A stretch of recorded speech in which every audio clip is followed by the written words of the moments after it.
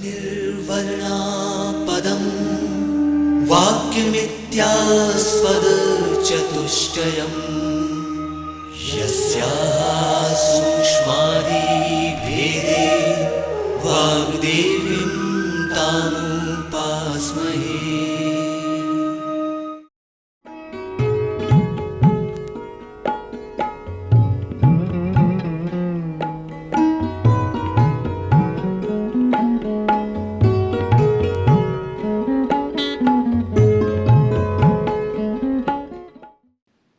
प्रिय छात्रों, मैं डॉक्टर रामेश्वर मिश्रा, सह प्राध्यापक सेज विश्वविद्यालय भोपाल।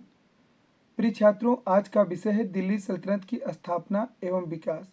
व्याख्यान माला की इस कड़ी में इसके पहले हम लोगों ने दिल्ली सल्तनत के इतिहास को जानने के स्रोत के विषय में जाना, फिर बलबन के राजत्व सिद्धांत को समझा और फिर अलाउद्दीन खिलजी के बाजार नियंत्रण नीति एवं प्रशासन व्यवस्था को जाना। अब आगे का विषय महत्वपूर्ण है कि दिल्ली सल्तनत की जो स्थापना हुई उसमें 5 राजवंशों ने शासन किया। उन राजवंशों का अपना अलग महत्व है। दिल्ली सल्तनत में गुलाम वंश या मामलुक वंश ने पहले शासन किया। यह विषय बहुत ही महत्वपूर्ण है।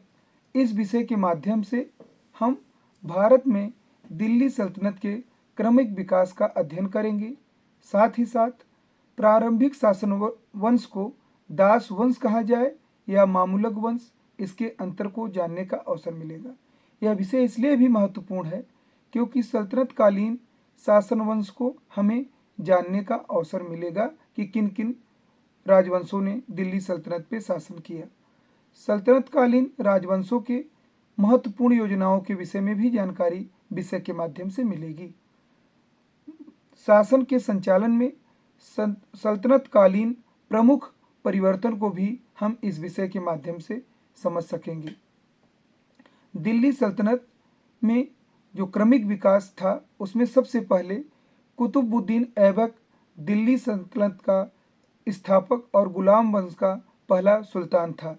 यह गौरी साम्राज्य का सुल्तान मोहम्मद गौरी का एक गुलाम था। वर्ष 1206 में मोहम्मद गौरी ने कुतुबुद्दीन ऐबक को अपना उत्तराधिकारी बनाया। गुलाम वंश की स्थापना का प्रमुख श्रेय कुतुबुद्दीन ऐबक को जाता है। गुलाम वंश, जिसे मामलुक वंश के नाम से भी जाना जाता है, भारत में दिल्ली सल्तनत पर शासन करने वाला पहला मुस्लिम राजवंश था। कुतुबुद्दीन ऐबक को लाख बख्श के नाम से जाना जाता है। कुतुबुद्दीन अपने दान और उदारता के कारण लाखों में दान दिया करता था, जिससे उसे लाख बख्श भी कहते थे। वर्ष 1210 ईस्वी में चौगान, या जिसे हम लोग पोलो कहते हैं, खेलते समय घोड़े से गिरकर घायल होने के कारण ऐबक की मृत्यु हो गई। मतलब ऐबक का शासन काल 4 वर्षों का रहा, 1206 से 1210 तक। उसका उत्तराधिकारी इल्तुतमिश था, जो ऐबक का दामाद भी था। इल्तुतमिश कुतुबुद्दीन ऐबक का इल्तुतमिश प्रधान सेनापति था। इल्तुतमिश को उत्तर भारत में तुर्की विजय का वास्तविक समेकक माना जाता है। इल्तुतमिश के राज्याभिषेक के समय अली मर्दन खान ने स्वयं को बंगाल और बिहार का राजा घोषित किया था। इल्तुतमिश के समय में अली मर्दन खान का विद्रोह महत्वपूर्ण था। अपने शासनकाल के प्रारंभिक वर्षों के दौरान इल्तुतमिश का ध्यान उत्तर पश्चिम पर केंद्रित था। ख्वारिज्म का जो शाह था उसने गजनी में विजय प्राप्त की, जिससे उत्तर पश्चिम में तुर्क सुल्तानों के लिए नई चुनौती पैदा हो गई। ख्वारिज्म साम्राज्य इस समय मध्य एशिया में सबसे शक्तिशाली राज्य था और जिसकी पूर्वी सीमा सिंधु तक फैली थी। इस खतरे को टालने के लिए इल्तुतमिश ने लाहौर की ओर कूच किया तथा उस पर अधिकार कर लिया। उत्तर पश्चिम सीमा को सुरक्षित करने का कार्य इल्तुतमिश के द्वारा किया जाने लगा।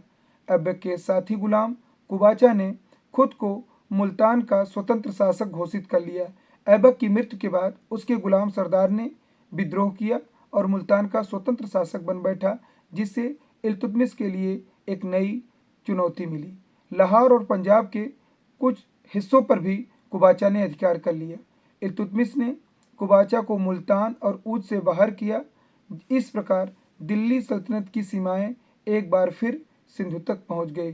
कुबाचा के दमन के साथ ही दिल्ली सल्तनत में इल्तुतमिश का शासन स्थापित होने लगा। इल्तुतमिश ने अपने पड़ोसियों पूर्वी बंगाल के सेना शासकों और उड़ीसा तथा कामरूप, जिसे असम कहा जाता है, के हिंदू शासकों के क्षेत्रों पर भी आक्रमण करना प्रारंभ किया। मतलब इल्तुतमिश ने दिल्ली सल्तनत में साम्राज्य विस्तार की ओर ध्यान दिया। 1226 से 1227 एक साल की जो अवधि है, इसी बीच में लखनौती के निकट इल्तुतमिश के पुत्र के साथ युद्ध में इवाज खां पराजित हुआ और मारा गया। बंगाल और बिहार एक बार फिर दिल्ली के प्रभुत्व में आ गए। इल्तुतमिश ने रणथंभौर और जालोर के विरुद्ध अपना आधिपत्य स्थापित करने के लिए अभियान चलाया। उसने मेवाड़ की राजधानी नागदा, जो कि उदयपुर से लगभग 22 किलोमीटर की दूरी पर है, उसने वहां पर भी आक्रमण किया, लेकिन गुजरात की सेनाओं के आगमन पर उसे पीछे हटना पड़ा। इल्तुतमिश ने गुजरात के चालुक्यों के खिलाफ एक अभियान चलाया, लेकिन इसमें इल्तुतमिश को काफ़ी नुकसान सहना पड़ा।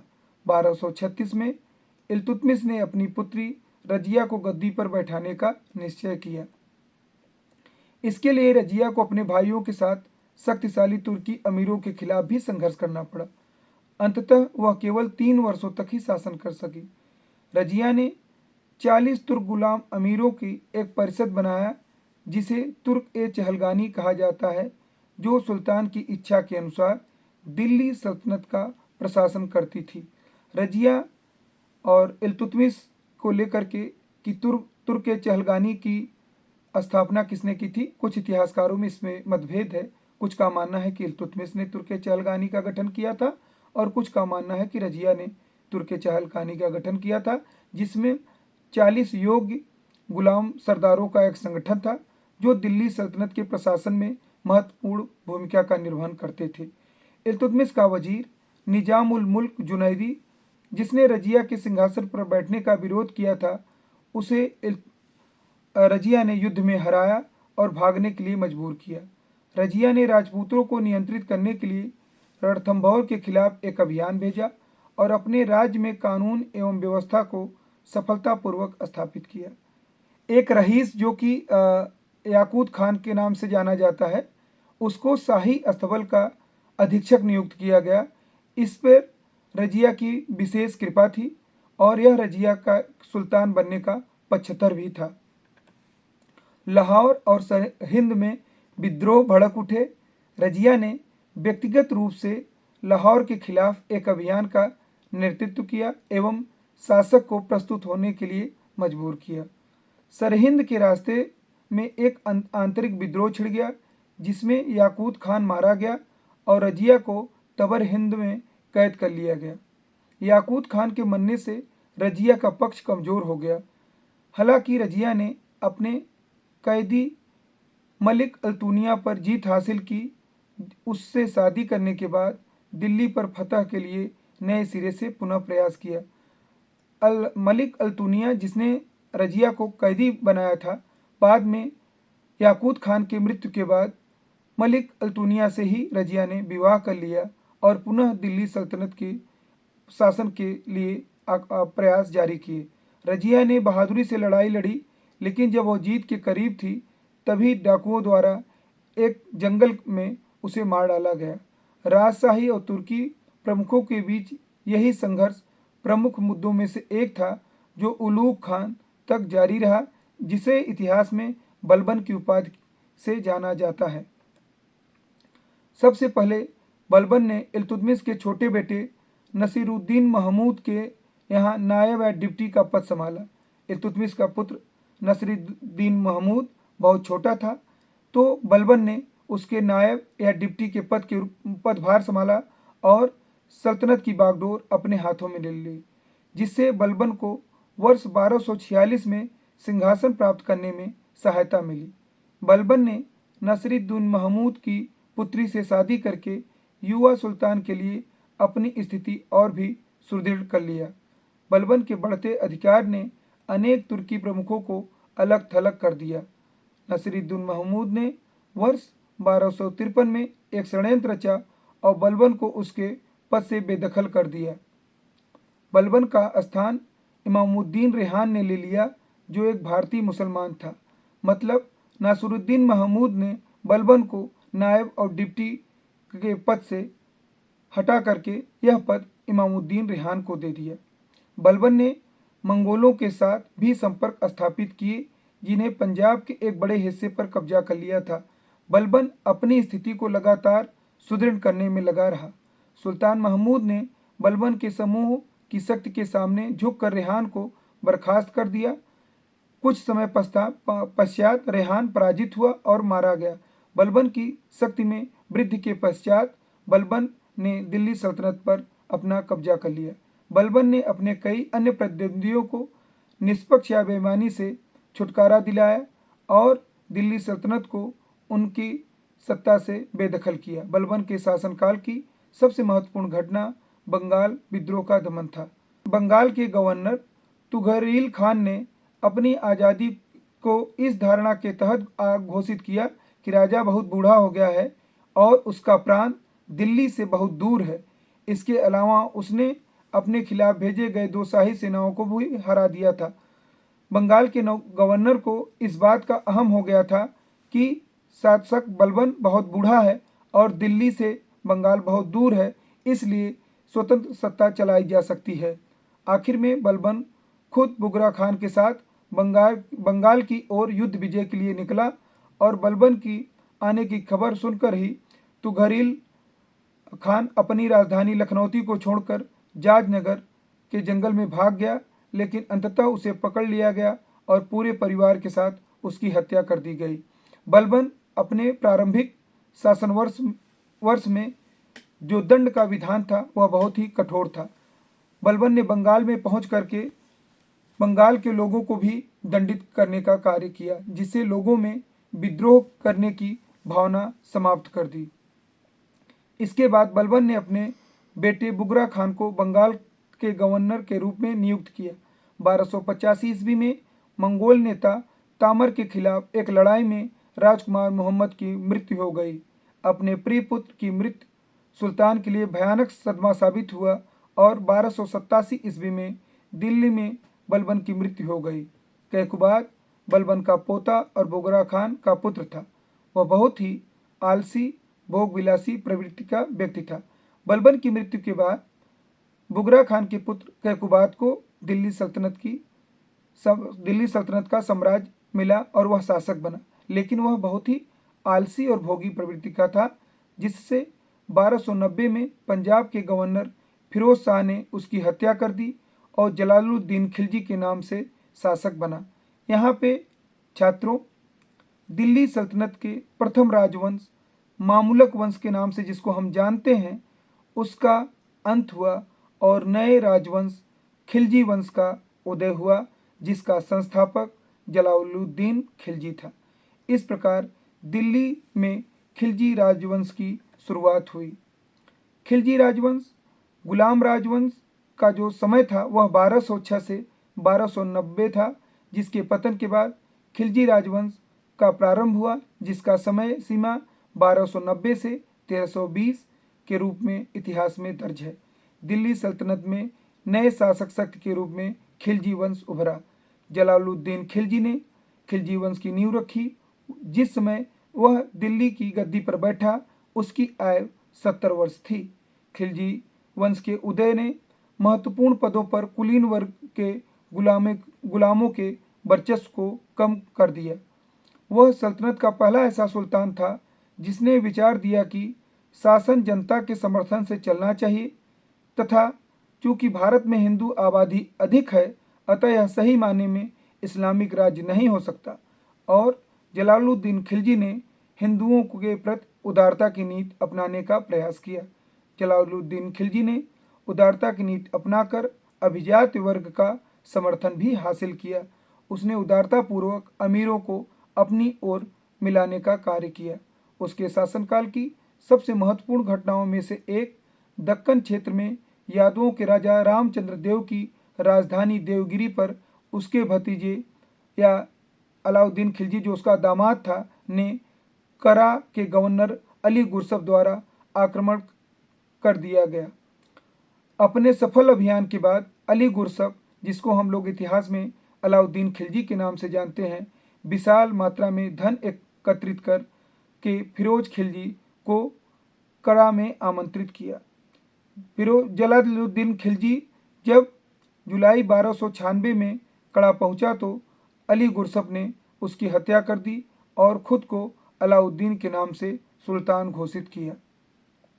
अलाउद्दीन खिलजी जलालुद्दीन का महत्वाकांक्षी भतीजा था और वह उसका दामाद भी था। उसने अपने चाचा की मदद से सत्ता पाने में की तथा अमीर तुजुक जो उत्सवों के शहंशाह के रूप में नियुक्त हुआ। जुलाई 1296 में उसने अपने चाचा तथा ससुर जलालुद्दीन खिलजी की हत्या कर दी और स्वयं गद्दी पर बैठा। अलाउद्दीन ने बलबन के शासन की निष्ठुर नीतियां पुनः अपनाने का निर्णय लिया। उसने कुलीन वर्ग की स्वतंत्रता छीनी और उलेमाओं के हस्तक्षेप को बंद कर दिया। इससे पहले कुलीन वर्ग या अभिजात वर्ग या अमीर वर्गों को बहुत सी स्वतंत्रता प्राप्त थी। उलेमाओं का धार्मिक कार्यों से लेकर शासन तंत्र के संचालन में हस्तक्षेप हुआ करता था, लेकिन अलाउद्दीन खिलजी ने इन दोनों पर नियंत्रण लगाने का कार्य किया। अलाउद्दीन खिलजी के शासनकाल में दिल्ली सल्तनत की सीमाएं उत्तर भारत को पार कर अपनी सर्वोच्च ऊंचाई तक पहुंच गईं। अलाउद्दीन खिलजी सल्तनत काल का पहला शासक था जिसने दक्षिण भारत पर विजय अभियान प्रारंभ किया। अलाउद्दीन ने अपने क्षेत्र विस्तार अभियान की शुरुआत गुजरात के विरुद्ध की। 1299 ईस्वी में अलाउद्दीन के दो प्रमुख सेनापति उलूग खान और नुसरत खान ने गुजरात की ओर रुख किया। गुजरात का शासक में राय करण जान बचाकर भागा और सोमनाथ मंदिर पर कब्जा कर लिया गया। राय करण ने मंदिर को बचाने का कोई प्रयास नहीं किया। गुजरात पर अधिकार करने के बाद अलाउद्दीन खिलजी ने रणथंभौर के खिलाफ आक्रमण शुरू किया। प्रारंभ में खिलजी सेना को नुकसान उठाना पड़ा। अंततः अलाउद्दीन खिलजी को युद्ध के मैदान में खुद आना पड़ा तथा 1301 ईस्वी में अलाउद्दीन खिलजी ने किले पर विजय प्राप्त की। आरंभिक असफलता और सेना के कुशल संचालन के अभाव में रणथंभौर में खिलजी सेना की पराजय हुई थी, लेकिन कुशल नेतृत्व और योग्य क्षमता के निर्वहन से अलाउद्दीन खिलजी ने 1301 ईस्वी में रणथंभौर के किले पर विजय प्राप्त की। 1303 ईस्वी में अलाउद्दीन ने राजपुताना के एक अन्य शक्तिशाली राज्य चित्तौड़ को भी जीत लिया। 1306 से 1307 ईस्वी में अलाउद्दीन ने दक्कन का पहला अभियान प्रारंभ किया। उसका पहला निशाना राय करण, जो कि गुजरात का शासक था, वह बलगाना का शासक था खिलजी से पराजित हुआ। अलाउद्दीन ने मंगोलों से निपटने के लिए बलबन की लौह और रक्त की नीति पुनर्अपना ली। इसके तहत उसने दिल्ली की रक्षा के लिए एक दीवार की स्थापना की। यह दीवार का मतलब यह था कि किलों की एक श्रृंखला बनाई। दिल्ली के आसपास के क्षेत्रों में उसने दुर्गों के एक जाल सा बिछा दिया और पुराने किलों की मरम्मत कराई जो मंगोल आक्रमण के मार्ग में पड़ते थे। उसने सामना और दीपालपुर में मजबूत सैन्य टुकड़ियों को तैनात किया। ऐसा माना जाता है कि अलाउद्दीन खिलजी को मलिक काफूर ने जहर दे दिया था, जिसके कारण जनवरी 1316 ईस्वी में उसकी मृत्यु हो गई। 1320 ईस्वी में अलाउद्दीन खिलजी के मृत्यु के बाद कुछ छोटे शासकों ने शासन किया, लेकिन सत्ता स्थानांतरित होकर के 1320 ईस्वी में ही तुगलक वंश को प्राप्त हुई। तुगलक वंश का संस्थापक गाजी मलिक था, जो 1320 ईस्वी में गयासुद्दीन तुगलक के रूप में सिंहासन पर बैठा। कुछ समय शासन करने के बाद 1325 ईस्वी में उसकी मृत्यु हो गई और उसका पुत्र मोहम्मद तुगलक या मोहम्मद बिन तुगलक गद्दी पर बैठा। तुगलक राजवंश के अधीन दिल्ली सल्तनत और अधिक सुदृढ़ हुई। कई बाहरी क्षेत्रों को सल्तनत के सीधे नियंत्रण में लाया गया। मैंने अभी अभी जिक्र किया था कि अलाउद्दीन खिलजी ने गुजरात विजय, रणथंभौर विजय, चित्तौड़ विजय का अपनी श्रृंखला बनाई, जिससे दिल्ली सल्तनत की सीमाएं उत्तर से लेकर के पश्चिम तक और दक्षिण में भी दिल्ली सल्तनत के राजवंश का विकास प्रारंभ हो गया था। और सुल्तान ने, जो तुगलक सुल्तान थे, अपने राजत्व सिद्धांत में दैवी अधिकार सिद्धांत में विश्वास व्यक्त किया और अपनी हिंदू प्रजा के साथ भी कोई भेदभाव नहीं किया। मोहम्मद बिन तुगलक हिंदू जनसब जो प्रजा थी उसके प्रति भी बहुत सद्भाव रखता था। उसने तुगलकाबाद के किले वाले शहर का निर्माण किया, जो राजधानी की रक्षा के लिए बनाया गया एक मजबूत किला था। मोहम्मद तुगलक ने अपने राज्यारोहण के तुरंत बाद जो सबसे विवादास्पद कदम उठाया वह यह था, राजधानी दिल्ली से देवगिरी, बाद में इसका नाम बदलकर दौलताबाद कर दिया गया। मोहम्मद बिन तुगलक ने अपनी राजधानी परिवर्तन का निर्णय लिया और दिल्ली से राजधानी दौलताबाद बदलने का कार्य किया। मोहम्मद तुगलक द्वारा शुरू की गई विवादास्पद परियोजनाओं में टोकन मुद्रा भी थी, जिसे सांकेतिक मुद्रा भी कहा जाता है। 14वीं शताब्दी में विश्व में चांदी की कमी हो गई थी और भारत को भी संकट का सामना करना पड़ा। इसीलिए सुल्तान को चांदी के स्थान पे तांबे के सिक्के जारी करने के लिए मजबूर होना पड़ा था। मोहम्मद बिन तुगलक ने चांदी के सिक्के के स्थान पर तांबे के सिक्का जीतल चलाया और आदेश दिया कि इसे टंका के समतुल्य स्वीकार किया जाए। बर्नी के अनुसार लोगों ने अपने घरों में टोकन मुद्रा ढालना प्रारंभ कर दिया, जिससे मोहम्मद बिन तुगलक की मुद्रा योजना पूर्णतया असफल रही। अंततः सुल्तान को टोकन मुद्रा वापस लेने के लिए विवश होना पड़ा। मोहम्मद तुगलक ने कृषि में सुधार के लिए कई लक्षित उपाय खोजने का कार्य किया और इनमें से सबसे महत्वपूर्ण कार्य था दोआब क्षेत्र में कृषि योग्य भूमि का परीक्षण किया गया। मोहम्मद तुगलक के शासनकाल में दोआब में कृषि योग्य भूमि का परीक्षण तीसरी महत्वपूर्ण महत्वाकांक्षी योजनाओं में से एक है। मोहम्मद तुगलक के शासनकाल की शुरुआत में ही गंगा के दोआब में अत्यधिक कर के निर्धारण का कार्य भी किसानों को एक विद्रोह का कारण बना। मोहम्मद तुगलक के शासनकाल के दौरान उसके साम्राज्य में, विशेषकर दक्षिण भारत में, बार बार विद्रोह हुए। यह विद्रोह स्थानीय राज्यपालों द्वारा आयोजित किए गए थे। इससे उसकी सेनाओं पर बहुत दबाव पड़ा। विनाशकारी प्लेग के कारण मोहम्मद तुगलक की सेना और भी कमजोर हो गई, जिसके परिणाम स्वरूप उसकी 2/3 सैनिकों की मृत्यु हो गई। दक्षिण भारत से लौटने के बाद हरिहर एवं बुक्का के नेतृत्व में एक और विद्रोह के कारण विजयनगर साम्राज्य की स्थापना हुई। प्रिय छात्रों, दिल्ली सल्तनत की बागडोर मोहम्मद तुगलक ने जब संभाली थी तो दक्षिण में सल्तनत का जो पौधा था वह बहुत ही छोटा था, जिसको पल्लवित करने का प्रयास बार बार मोहम्मद बिन तुगलक के द्वारा किया गया, लेकिन हिंदू बाहुल्य दक्षिण का राज्य इन मोहम्मद बिन तुगलक के शासन नेतृत्व को मानने से इनकार किया, जिसका फल यह था इतिहास में एक हिंदू राज्य के रूप में विजयनगर साम्राज्य की स्थापना हुई, जिसका गौरव और कीर्ति आज तक सुनाई पड़ती है। हालांकि मोहम्मद बिन तुगलक अवध, गुजरात और सिंध में विद्रोह को दबाने में कामयाब रहा था। अंततः सिंध में उसकी मृत्यु हो गई और उसका चचेरा भाई फिरोज तुगलक वर्ष 1351 में सिंहासन पर बैठा और वर्ष 1388 तक उसने शासन किया। अपना जो सल्तनत पीरियड है उसमें 3 महत्वपूर्ण राज्यों का हम लोगों ने उल्लेख किया। मोहम्मद बिन तुगलक के बाद फिरोज तुगलक के बाद कुछ छोटे छोटे शासकों ने शासन किया, लेकिन इसके बाद जो महत्वपूर्ण शासन वंश हम देखते हैं वह है चौथा वंश, सैयद वंश। सैयद वंश की स्थापना खिज्र खान ने की थी, जो सुल्तान दौलत खान को हराकर दिल्ली पर कब्जा कर लिया और 1414 ईस्वी में सैयद वंश की स्थापना की। तारीख़ मुबारक शाही के लेखक याहिया बिन अहमद सरहिंदी ने यह दावा किया है, सैयद वंश का संस्थापक पैगंबर का वंशज था। खिज्र खान राजवंश का सबसे सक्षम सैयद शासक था। उसने सुल्तान की उपाधि ग्रहण नहीं की, लेकिन रैयत-ए-आला से संतुष्ट था। वह रैयत-ए-आला मतलब अपनों में से एक, वह यह उपाधि धारण किया जिससे उस समय की जनता को मिलाया जा सके और अभिजात वर्ग का उसे पूर्ण समर्थन प्राप्त हो सके। वह फिरोज शाह तुगलक के अधीन मुल्तान में गवर्नर था। मुल्तान में उस समय तैमूर के नाम से शासन कर रहा था। उसने दिल्ली सल्तनत को मजबूत करने का प्रयास किया, लेकिन ऐसा करने में असफल रहा और 1421 ईस्वी में उसकी मृत्यु हो गई। मुबारक शाह खिज्र खान का पुत्र था, जिन्होंने अपने नाम से खुतबा और सिक्के जारी किया। उसने किसी भी विदेशी शक्ति के सत्ता को स्वीकार नहीं किया।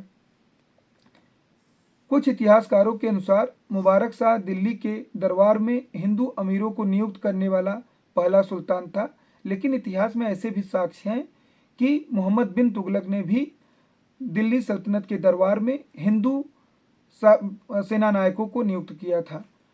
मुबारक शाह ने तैमूर के प्रति अपना पिता की नाम मात्र की निष्ठा को समाप्त कर दिया। जो तैमूर वंश था उसके प्रति उसकी जो निष्ठा सल्तनत वंश में थी उसको उसने समाप्त किया। मुबारक शाह के बाद दो अयोग्य शासक मोहम्मद शाह और अलाउद्दीन आलम शाह ने सत्ता पर काबिज हुए, जिनका समय मोहम्मद शाह का समय था 1434 से 1445 तक और अलाउद्दीन आलम शाह का शासन वर्ष था 1445 से 1450। मोहम्मद शाह एक कमजोर शासक था। उसका शासनकाल अस्थिरता और अशांति से भरा था।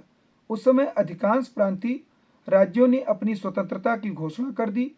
उन्हें कला और वास्तुकला के संरक्षण के लिए याद किया जाता है। मोहम्मद शाह का जो टाइम पीरियड था वह कला और वास्तुकला के संरक्षण के लिए याद किया जाता है। उसने कई मस्जिदों और मकबरों का निर्माण कराया, जिनमें लोधी गार्डन में उसकी खुद की कब्र भी शामिल है। आलम शाह सैयद वंश का अंतिम शासक था। उसे बहलोल लोदी ने पराजित किया। सैयद वंश का जो शासन समय था यह बहुत ही छोटा था, 14 से 1450 तक। मतलब अगर हम दिल्ली सल्तनत की जिक्र करें तो हम यह देखेंगे कि जो दिल्ली सल्तनत में 5 राजवंश थे, उसमें सबसे छोटा राजवंश, अगर कभी आपसे यह क्वेश्चन पूछा जाए कि 5 राजवंशों में सबसे छोटा राजवंश कौन सा था, तो आप तुरंत बताइएगा कि सैयद वंश। ठीक है, सैयद वंश की समाप्ति के बाद दिल्ली सल्तनत का आखिरी राजवंश लोधी वंश स्थापित हुआ। लोधी वंश 1451 से 1526 तक दिल्ली सल्तनत पे शासन किया। लोधी सल्तनत काल का अंतिम शासक परिवार था और वह पहला ऐसा परिवार था जिसका नेतृत्व अफगानों ने किया। यहाँ पे जो मैंने बताया कि अंतिम शासक परिवार था, इसका मतलब यह है कि लोधी वंश जो था वह अपने भाई बंधुओं को, अपने समाज के लोगों को अपना परिवार समझता था और यह प्रशासन जो था परिवार के द्वारा संचालित किया जाता था, जिन्होंने भारत में सैयदों की मौजूदगी के दौरान सरहिंद पर शासन किया था। सैयद वंश का जब शासन था तो लोधी वंश के लोग उस समय सरहिंद में शासन किया करते थे। लोधी राजवंश एक पश्तून राजवंश था जिसने 1451 ईस्वी से 1526 तक दिल्ली सल्तनत पर शासन किया।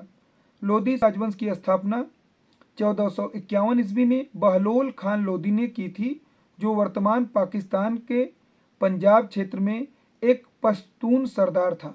अफगान सरदारों की सहायता और समर्थन प्राप्त करने के लिए उसने सार्वजनिक रूप से यह घोषणा की कि वे स्वयं को अफगान साथियों में से एक मानते हैं, न कि राजा, जो कि मैंने अभी पहले बताया कि यह शासन परिवार का शासन था। बहलोल खान लोधी ने मेवात और दोआब में विद्रोह को सफलतापूर्वक दबाने में सफल रहा। 1476 ईस्वी में उसने जौनपुर के सुल्तान को हराया और इसे दिल्ली सल्तनत में मिला लिया।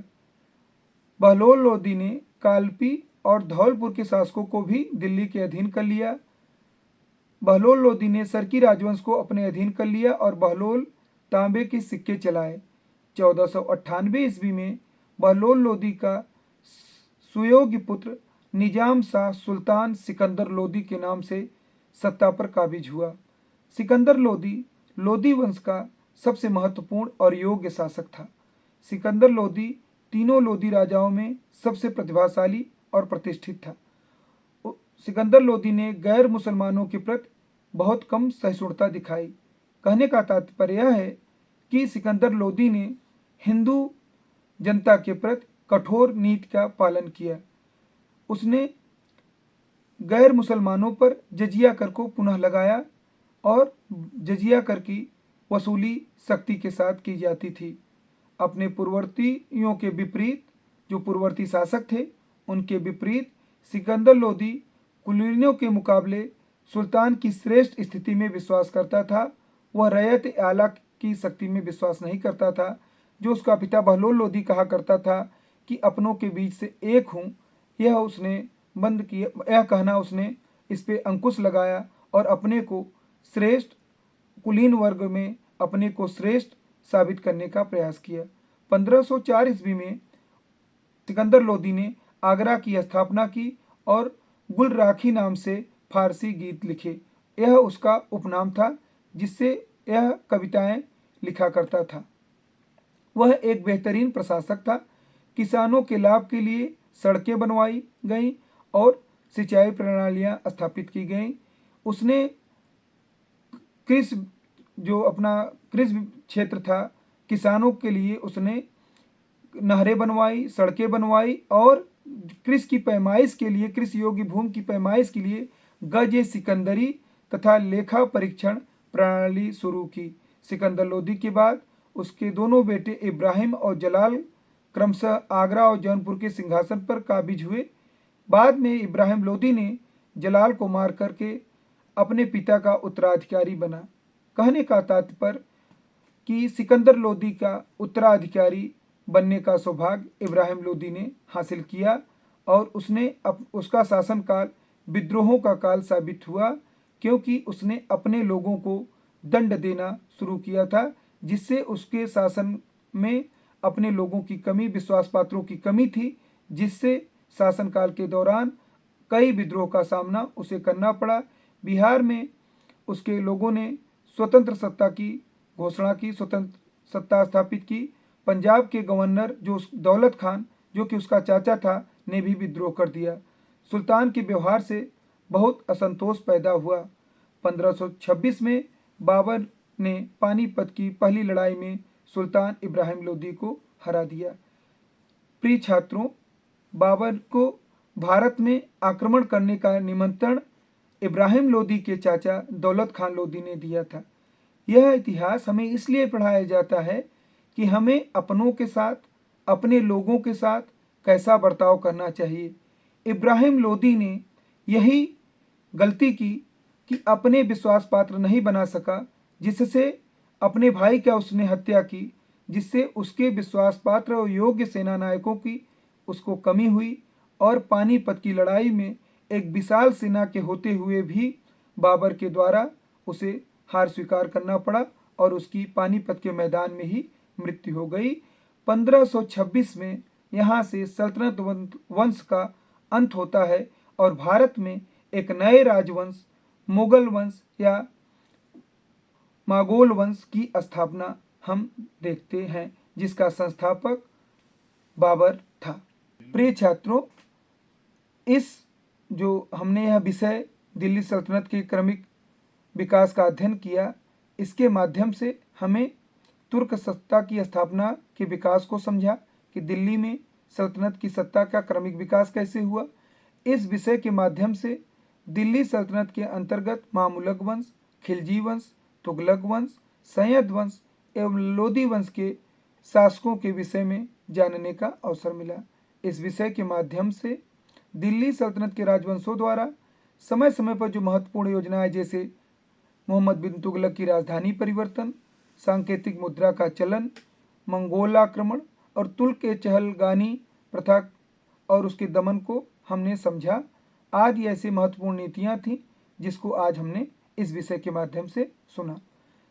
दिल्ली सल्तनत में अलग अलग राजवंशों के महत्वपूर्ण शासकों के विषय में हमें जानकारी मिली। दिल्ली सल्तनत कालीन युद्ध नीति, व्यापार नीति जैसे तथ्यों को भी हमने आज यहाँ पे समझा।